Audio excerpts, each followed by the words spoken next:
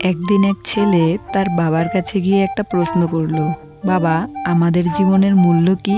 বাবা তাকে একটা পাথর ধরিয়ে বলল, যদি তুমি সত্যিই তোমার জীবনের মূল্য জানতে চাও, তাহলে এই পাথরটি নিয়ে পাশেরই এক বাজারে যাও। সেখানে যেই এই পাথরটির মূল্য জিজ্ঞেস করবে, তাকে তোমার হাতের দুটো আঙ্গুল উপর করে ইশারায় দেখিয়ে দেবে। কথা মতো ছেলেটি বাজারে গেল। বেশ কিছুক্ষণ পর হঠাৎ এক মহিলা তাকে জিজ্ঞেস করলেন, এই পাথরটির মূল্য কত? ছেলেটি কোনো কথা না বলে হাতের দুটো আঙ্গুল তুলে দেখিয়ে দিলেন। মহিলা বলল, 200 টাকা। ঠিক আছে, আমি নেব। ছেলে অবাক হয়ে ছুটে তার বাবার কাছে গিয়ে বলল, একজন মহিলা পাথরটিকে 200 টাকা দিয়ে কিনতে চায়। বাবা বলল, ঠিক আছে, তাহলে এবার আমি চাই যে তুমি পাশেই এক জাদুঘর রয়েছে, সেখানে যাও। বাবার কথা মতো সে এবার গিয়ে পৌঁছলো জাদুঘরে। কিছুক্ষণের মধ্যে এক মধ্যবয়স্ক ব্যক্তি এসে ছেলেটিকে জিজ্ঞেস করলো, পাথরটার দাম কত? ছেলেটি কোনো কথা না বলে দুটো আঙ্গুল দেখিয়ে দিল। 2000 টাকা। ঠিক আছে, আমি নেব। ছেলেটি আবার তার বাবার কাছে দৌড়ে গেল এবং বলল, একজন মানুষ এই পাথরটিকে 2000 টাকাতে কিনতে চায়।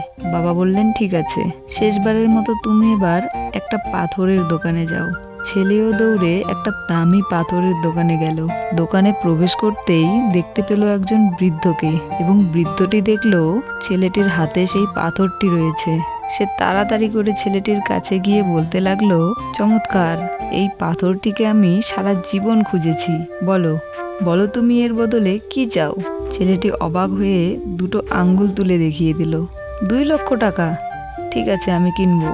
ছেলেটি বিশ্বাস করতে পারছে না যে তার সাথে এসব কি হচ্ছে। বাবার কাছে গিয়ে সে চিৎকার করে বলতে লাগলো, একটি বৃদ্ধ লোক এই পাথরটির বদলে আমাকে 2 লক্ষ টাকা দিতে চাইছে। বাবা বললেন, এবার কি তুমি তোমার জীবনের মূল্য বুঝতে পেরেছো?